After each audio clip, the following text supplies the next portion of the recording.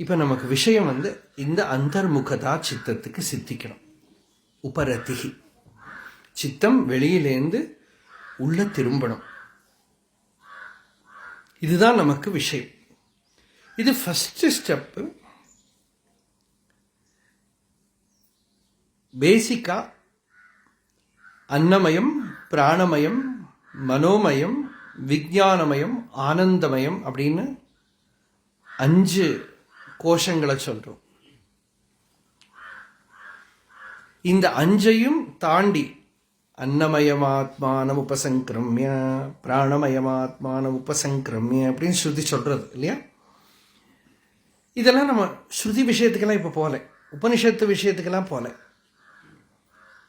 இதுல அத்தியாத்ம சாதனா அப்படின்னு வரும்போது, சித்த சுத்தி அப்படின்னு நம்ம முன்னால வரும்போது, சரீரத்தை சம்பந்திச்சிருக்கிற விஷயம்தான் கர்மா. அதுதான் சுவாமிஜி முதலே சொல்லிவிட்டார். வைதிக கர்மா, வர்ணாசிரம கர்மா, அந்த கர்மா அனுஷ்டான விஷயங்கள்லாம் சொல்லிவிட்டார். அந்த கர்மா, இப்போ நான் யார் விசாரம் இருக்கும் இல்லையோ, இந்த நான் நம்ம பாடியில் இருக்கு, நம்ம கர்மாவில் இருக்கு, நம்ம கர்மாவுக்குள்ள இந்த நான் இருக்கு. ஒரு ஆஃபீஸில் அவளோட பொசிஷன்ல இருக்கு, அங்கெல்லாம் இந்த ஐ இருக்கு. பாகவதத்தில் பகவான் சொன்னார், எனக்கு கூடன்னு கேட்குறான் கிருஷ்ணன். எதை கொடுக்கணும்? உனக்கு எது ரொம்ப பிடிக்குமோ அதை எனக்கு கொடுத்துடும். எத்யத் இஷ்டதமம் லோகே எச்ச அதிப்பிரியமாத்மனா தத்தன் நிவேதையின் மஹ்யம். அதை கொடுத்தா என்ன ஆகும்? நீ அனந்தமாயிடுவேங்கிற. ஏன்னா உன்னோட பூரா பர்சனாலிட்டி எதில் இருக்கு. நீ அதை எனக்கு கொடுத்துட்டேன்னா நீ அனந்தமாயிடுவேன். ஏன்னா அதுதான் உன்னை லிமிட் பண்ணி வச்சுட்டு இருக்கு. நீ அதை எனக்கு கொடு, யூ வில் பிகம் இன்ஃபினிட், நீ அனந்தமாயிடுவ. சாஹங்காரஸ்ய திரவியஸ்ய யோ அவஸ்தானம் அனுகிரகா. இல்லாட்டா என்ன பண்ணும்? நான் கொடுக்கலன்னா என்ன பண்ணுவேன்? ரொம்ப டேஞ்சர். என்ன, நமக்கு பகவானை பிடிக்கிறது நல்லது, ஆனால் பகவானுக்கு நம்மளை பிடிச்சுடுத்து வச்சுக்கோ, ரொம்ப டேஞ்சரஸ். என்ன பகவான் என்ன சொல்றாருன்னா, எனக்கு உங்ககிட்ட ரொம்ப பிரியம் வந்துடுத்து வச்சுக்கோ, என்னை தவிர எதை நீ பிடிச்சிருந்தாலும் நான் உடைப்பேன். இப்போ சுவாமிஜி சொன்னாரு, பகவானை தவிர வேற எங்கேயும், அது நம்மளா எடுக்கிற டிசிஷன், அவ்வளவு ரிஸ்க் இல்லை அதில். ஆனால் பகவான் எடுத்துன்னு விட்டார் வச்சுக்கோ பொறுப்பு. இவனை என பகவானுக்கு நம்ம கிட்ட பிடிச்சிருத்து வச்சுக்கோ. அப்போ அவன் என்ன பண்றான்? ஆக்கிரமிய ஆத்மனி அவஸ்திதம்ங்கிறான். அவன் அட்டாக் பண்ணி உள்ள போவனான். அந்த அட்டாக் பண்ணி உள்ள போறத வழியில் எது எது தடை பண்றதோ பிரதிபந்தம் பண்றதோ எல்லாத்தையும் உடைப்பான். இந்த உடைக்கிறது தான் நம்ம லைஃப்ல துக்கம் வருது. அதனால துக்கம் எல்லாம் வரத்த நம்ம தெரிஞ்சுக்கணும், அவனுக்கு நம்ம கிட்ட அன்பு வந்துடுது. நம்ம நீ இந்த அசாஸ்வதமான விஷயங்களை எல்லாம் பிடிச்சுன்னு நிற்காதே. அனித்யம் அசுகம் லோகம் இமம் பிராப்பிய பஜஸ்வமாம் அப்படின்னு பகவான் கீதையில், இந்த லோகம் அனித்யம்பா, அசுகம், நீ எங்கிட்ட வா, நீ அத்தியாத்ம சாதனை பண்ணு, ஈஸ்வர பிரணிதானம் அப்படின்னு. ஈஸ்வர பிரணிதானம்னா சும்மா ஒரு சரணாகதி இல்லை, எல்லா சாதனையும் சேர்ந்துதான் பிரணிதானம், எல்லாமும் சேர்ந்துதான் பிரணிதானம். நம்ம அபிமானத்தை பூரா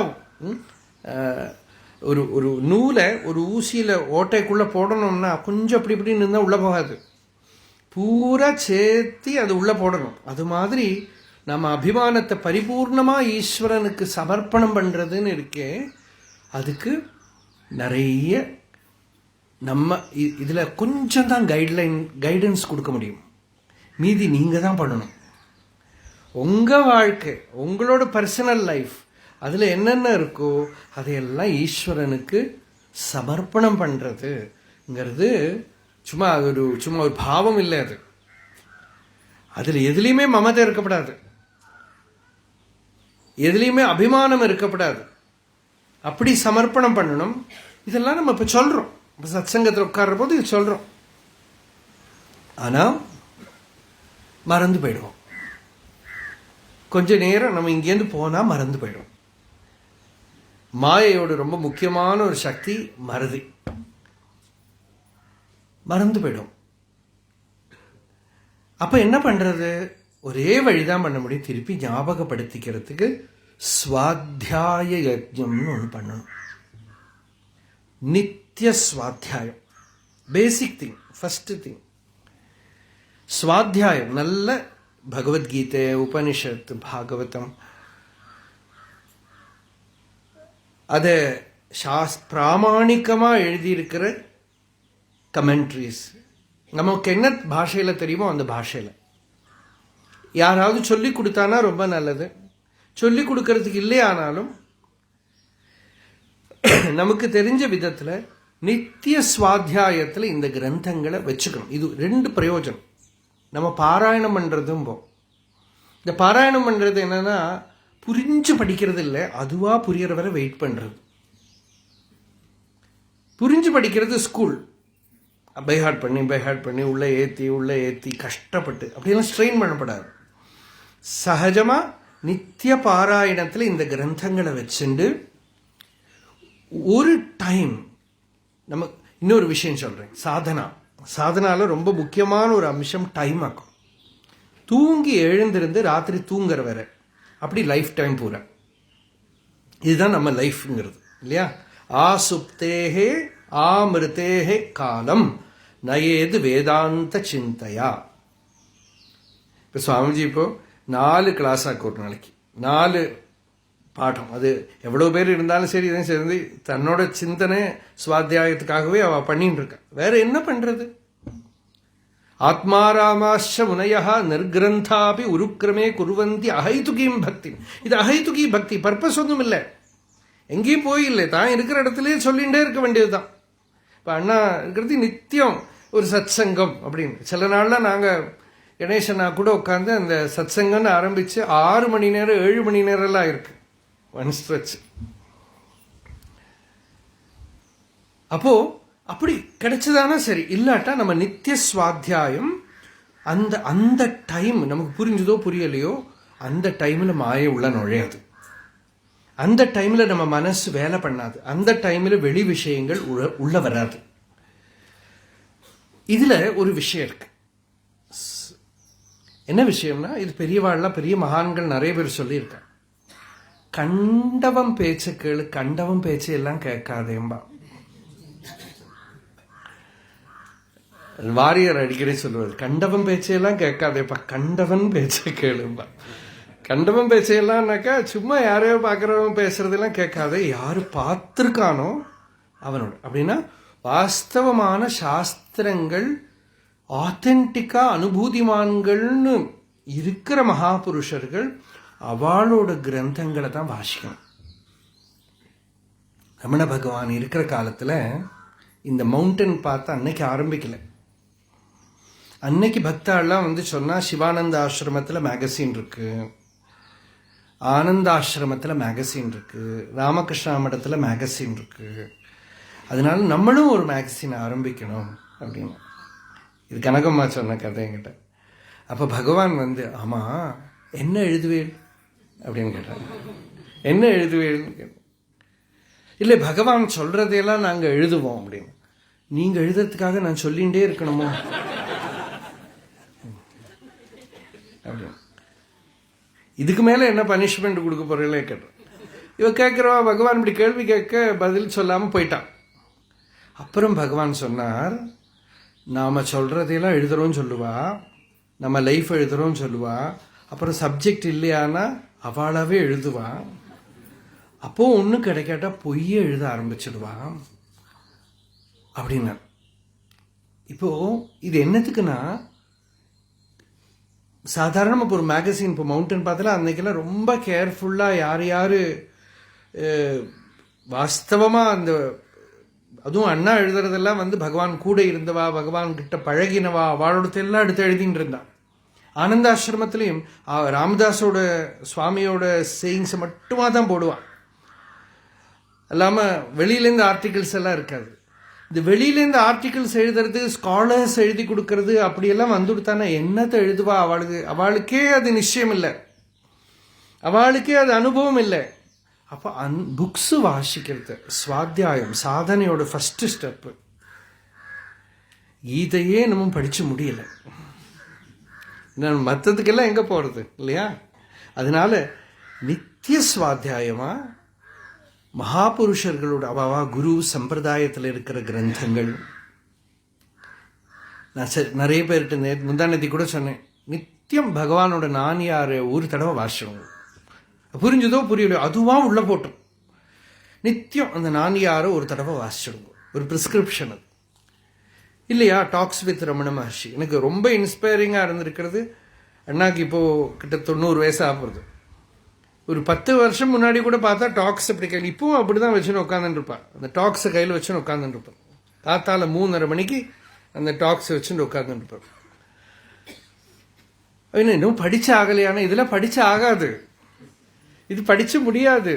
இது ஹிருதய நேற்றுக்கு சுவாமிஜி ராத்திரி கொஞ்சம் எனக்கு இப்போ டைம் கொஞ்சம் இருக்கு, நான் கொஞ்சம் நேரம் படிக்கிறேன். இப்போ உட்காந்து ஏதோ கீதா பாஷ்யத்தை எடுத்து பார்த்துட்டு இருந்தேன். அப்போ இது நித்திய ஸ்வாத்தியாய ஞான யஜ்ஞம் அப்படின்னு பேரு. அத்தியாத்ம சாதனைகளை பகவான் சொல்றத இந்த ஸ்வாத்தியாய ஞான யஜ்ஞம்ங்கிறது ஒரு விஷயம். First step ஸ்வாத்தியாயம்ங்கிறது. தபஸ்வாத்தியாய நிரதம் அப்படின்னா ராமாயணமே ஆரம்பிக்கிறது. தபஸ் ஸ்வாத்தியாயம். இது just outwardly to keep yourself inspired, உள்ள கொஞ்சம் எழுப்பி நிறுத்துது. ரெண்டாவது, சிதறி இருக்கிற மனசை மெதுவா உள்ள கொண்டு வரதுக்கு உபாசனை நம்ம சொல்லணும். உபாசனையோட அடுத்தபடிதான் பக்தி. அந்த பக்தி சகஜம், பக்தி பிரேமையாடுத்தான சகஜம். இப்ப மனசு சிதறி இருக்கிறதுனால பல விற்த்திகள், விஜாதீய விற்த்திகள் இருக்கிறதுனால அந்த மனசை மெதுவா உள்ள கொண்டு வரத்துக்கு ஒரு பிரயத்னம், ஒரு யத்னம் பண்றத சகஜமா எல்லாருக்கும் முடியற ஒரு வழி பகவன் நாமத்தை ஜபம் பண்றதுங்கிறது. எல்லாருக்கும் பண்ணலாம். ஜபம் பண்றதுங்கிறது வெளியில அலைஞ்சுன்னு இருக்கிற மனசு, ஞானம்ங்கிறதுக்கு அப்புறமா நம்ம பின்னையும் வருவோம். இந்த சித்தம் சிதறி கிடக்கிற சித்தம் இருக்கே, அந்த சித்தத்தை ஃபர்ஸ்ட் ஒரு பிடிப்பு கொடுக்கணும். அதுக்கு ஒரு பிடியும் இல்லை இருக்கு. பகவான் சொல்ற ஆனை இப்படி தெருவில் கூட்டின்னு போறது, அதுக்கு தும்பி கையில பிடிச்சுக்கிறதுக்கு ஏதாவது கொடுக்கலைன்னா அது தெருவில் இருக்கிறதெல்லாம் எடுத்துடும்.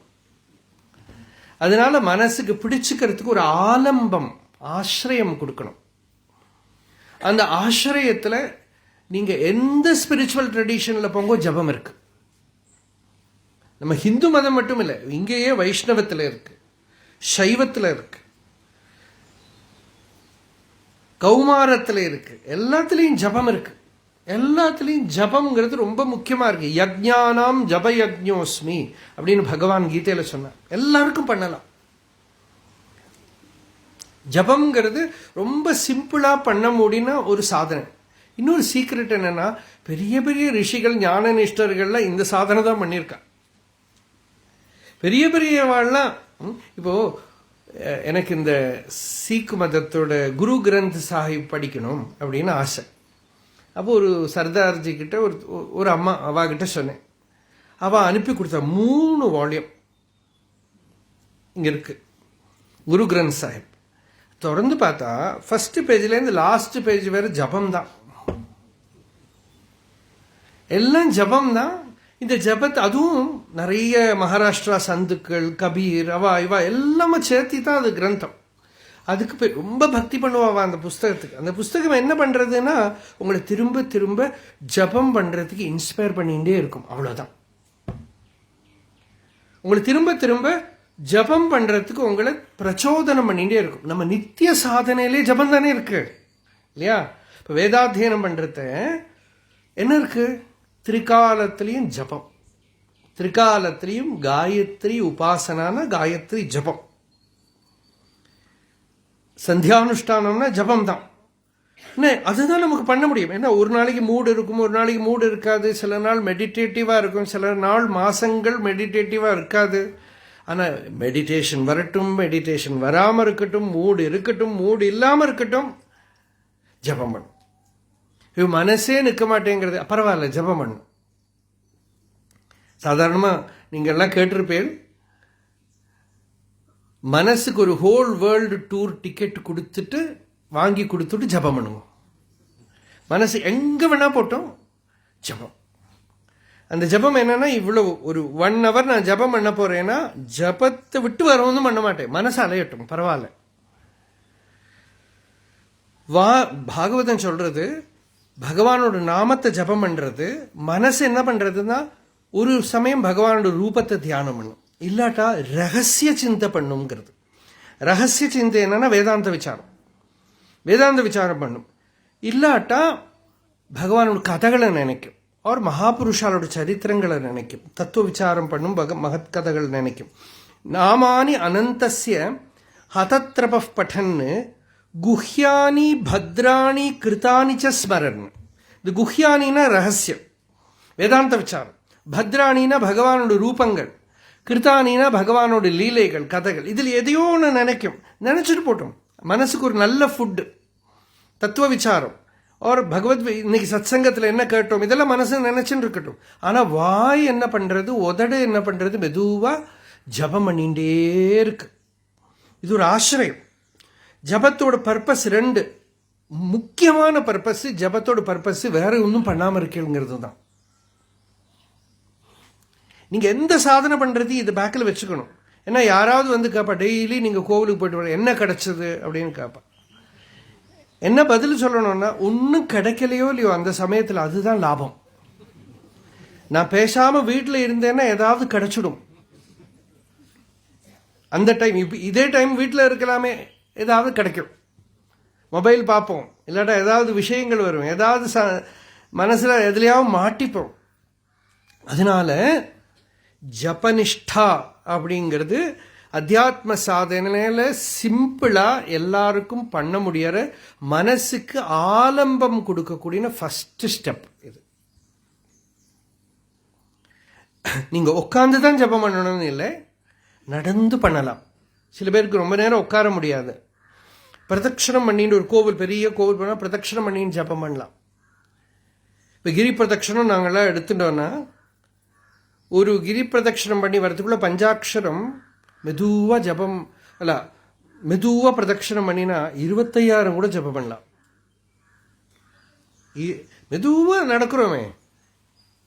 பெரியவா ஒரு சமயம், ஒரு பெரியவா கூட இருந்தவர் சொன்னார், ஒரு இடத்துல ஒரு டைமில் அவளுக்கு ஒரு ரூட்டீன் இருக்கும். பரமாச்சாரியால் காஞ்சி பெரியவாளை சொல்கிறேன். அவள் இப்படி உட்காந்து ஜபம் பண்ணுற படமெல்லாம் நம்ம பார்த்துருப்போம். ஒரு நாள் ஏதோ இடத்துல எனக்கு ஞாபகம் இல்லை, அவள் இப்படி கை வச்சுட்டு அர்த்த நிமீலித்தம், கண்ணு பாதி மூடிண்டு, அது ஆனால் அந்த திருஷ்டி தான், மெதுவாக நடந்துட்டு ஜபம் பண்ணிகிட்டே இருந்தாலும் தனியாக தான். அப்போல்லாம் வந்து யாரும் பக்கத்துல எல்லாம் இல்லாமல் அவள் பாட்டுக்கு பிரதட்சணம் பண்ணிட்டு இருக்கா. கூட்டம் ஒன்றும் இல்லை, இந்த கோவிலில் பிரதட்சணம் பண்ணிகிட்டே ஜபம் பண்ணிகிட்டே இருக்கா. நம்ம தான் இருக்குமே, யாராவது போயிடுவோமே. யாரோ ஒருத்தர் என்ன பண்ணால் வழியில் போய் நமஸ்காரம் பண்ணிடணும். அவன் மேலே ஏறி அந்த பக்கம் போயிட்டான்.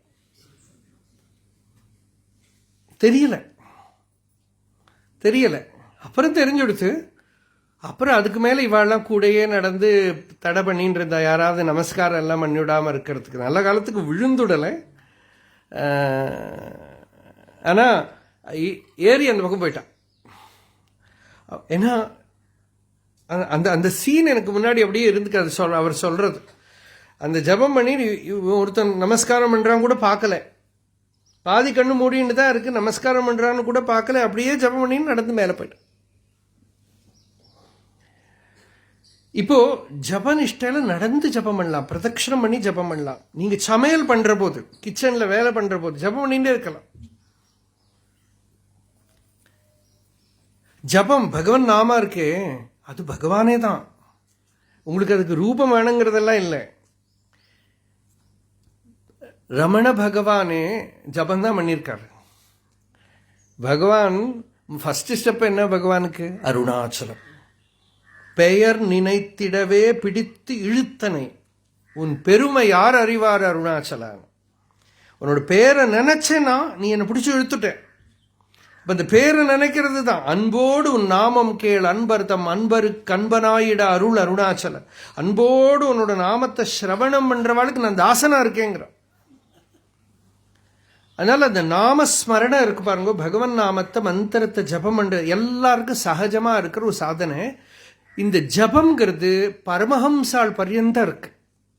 இப்போ பரமஹம்சாளுக்கு பிரணவ ஜபத்தை நிஷ்டையா கொடுத்துருக்கு சாஸ்திரம். சன்னியாசிகளுக்கு கூட ஏதது ஆலம்பனம் சிரேஷ்டம், ஏதது ஆலம்பனம் பரம், ஏதது ஆலம்பனம் ஞாத்வா யோ யதிச்சசி தஸ்ய தத்.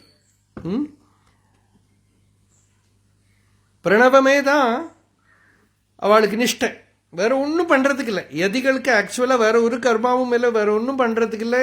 வெறும் பிரணவ நிஷ்டை தான், ஆத்ம நிஷ்டை தான், வேற ஒன்றும் பண்றதுக்கு இல்லை. அங்க ஜபனிஷ்டை தான். இப்படி இந்த ஜபம்ங்கிறது நமக்கு பண்ணற ஒரு சாதனையில ரொம்ப சிம்பிள் சாதனை. இது ஹிருதயத்துக்குள்ள வச்சுங்கோ.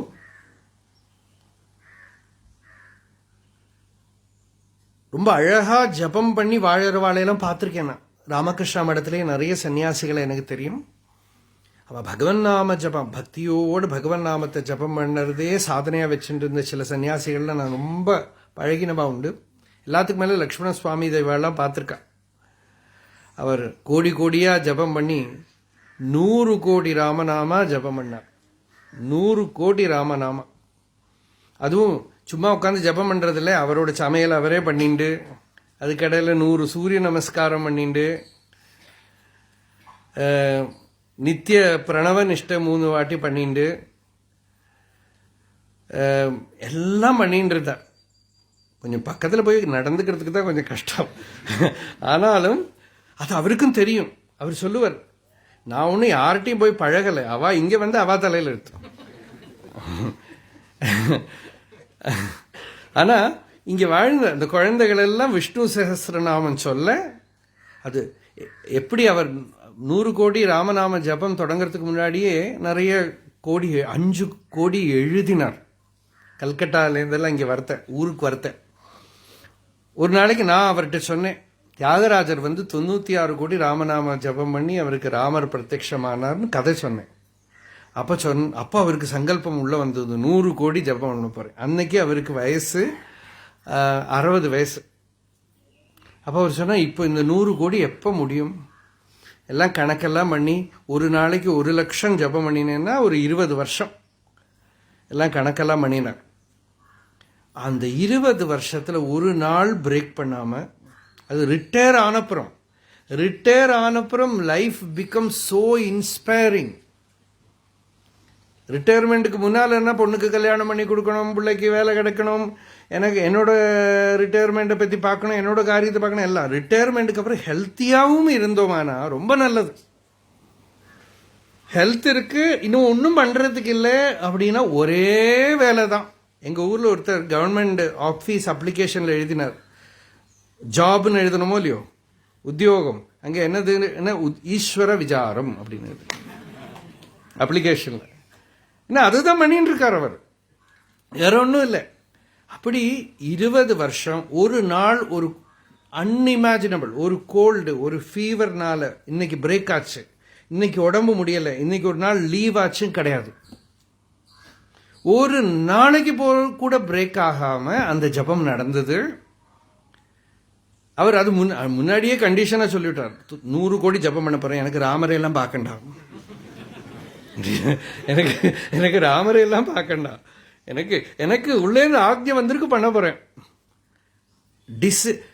வாசல்ல ஒரு போர்டு போட்டிருந்தார் ஒரு சமயம், desireless, expectationless, no ambition, useless to the world, surplus to the requirement. தனக்கு இருக்கிற விசேஷனம், நான் வேர்ல்டுக்கு useless, surplus, desireless, expectationless, desireless, no. இதெல்லாம் போர்டு, தனக்கு இருக்கிற டிகிரி எல்லாம் போட்டுப்போமே அந்த மாதிரி. தானே சமையல் பண்ணி சாப்பிடுறது, வெளியில் சமைச்சு சாப்பிட்டா ஒத்து வராது. இங்கெல்லாம் வந்து ராஜா பார்த்து சமையல்லாம் பண்ணி கொடுத்தா கூட அவருக்கு வாயில பல்லெல்லாம் போயிடுது, ஆனால் அதை ஒத்துக்கவே மாட்டார். அவர் சொல்றது, இது வேகவே இல்லை, இதெல்லாம் வாயில போட்டுன்னு அடுப்பு மேலதான் உட்காரணும் அப்படின்னு.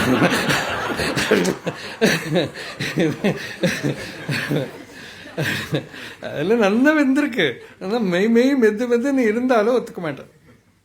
இந்த குழந்தைகள்லாம் ரொம்ப வேடிக்கையா இருக்கும், குழந்தைகள்ட்ட ரொம்ப பிரியம், ஆனா திட்டுவார்.